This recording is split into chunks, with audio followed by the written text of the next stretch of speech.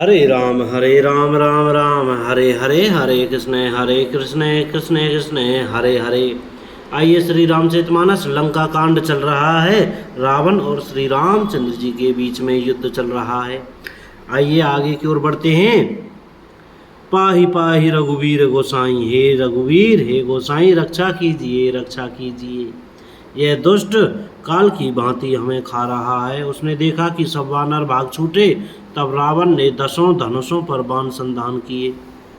उसने धनुष पर संधान करके बाणों के समूह छोड़े। वे बाण सर्प की तरह उड़कर जा लगते थे। पृथ्वी आकाश और दिशा विदिशा सर्वत्र बाण भर रहे हैं। वानर भागे तो कहाँ, अत्यंत कोलाहल मच गया।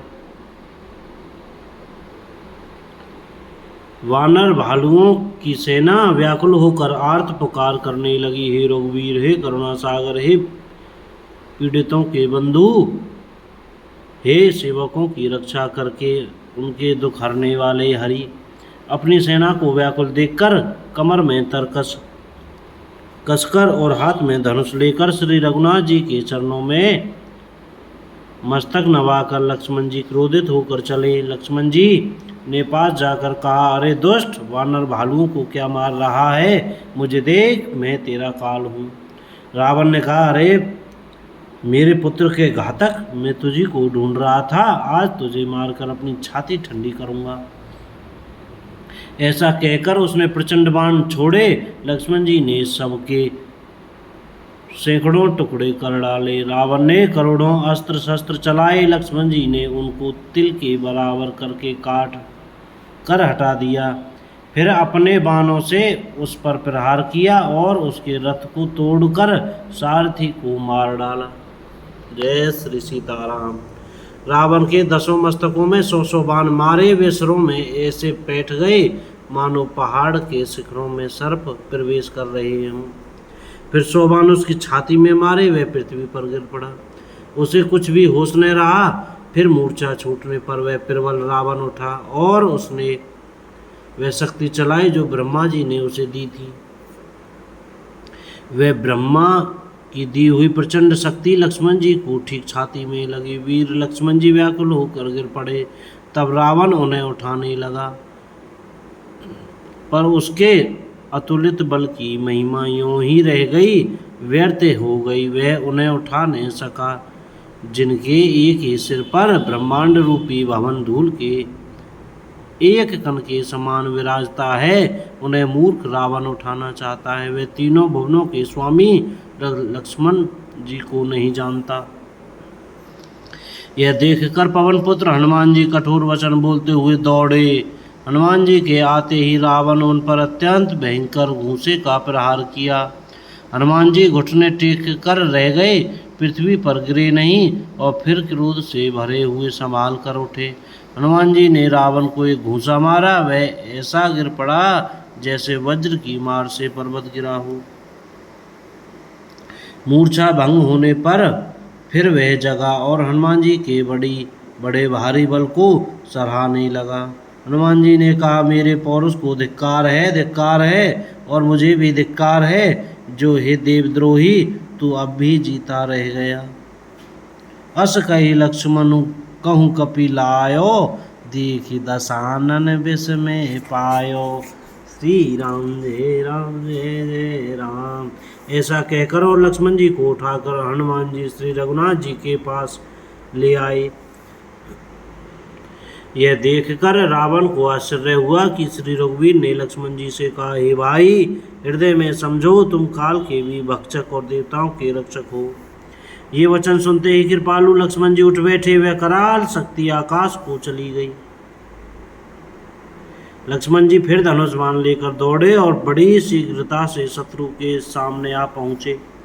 फिर उन्होंने बड़ी ही शीघ्रता से रावण के रथ को चूर चूर कर और सारथी को मारकर उसे रावण को व्याकुल कर दिया। 100 बाणों से उसका हृदय भेद दिया,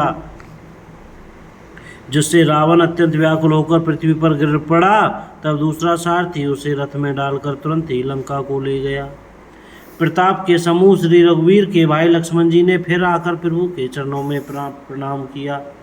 वह लंका में रावण मूर्छा से जागकर कुछ यज्ञ करने लगा। वह मूर्ख और अत्यंत अज्ञानी हठवश श्री रघुनाथ जी से विरोध करके विजय चाहता है।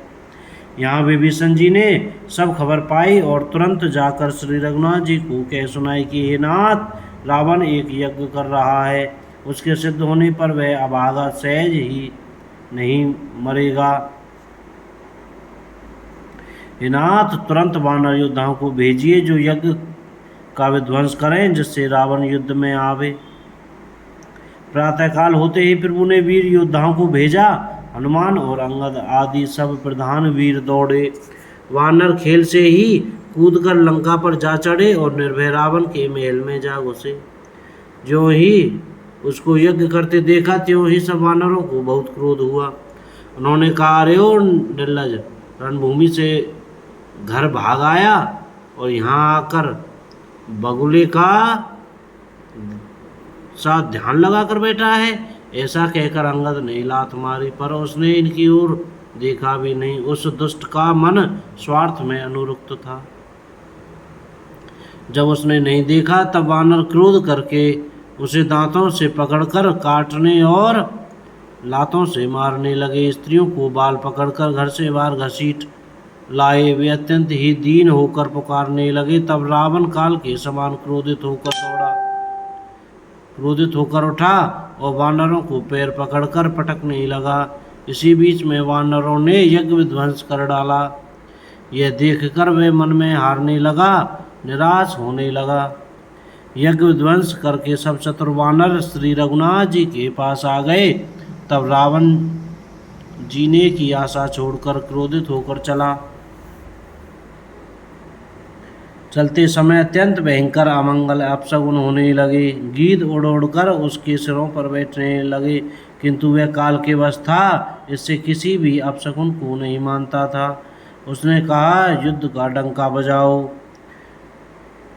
निशाचरों की अपार सेना चली। उसमें बहुत से हाथी, रथ, घुड़सवार और पैदल हैं। वे दुष्ट प्रभु के सामने कैसे दौड़े, जैसे पतंगों के समूह अग्नि की ओर जलने के लिए दौड़ते हैं। बोलो जय श्री राम। कोई गलती हो गई हो तो क्षमा करें। सीताराम।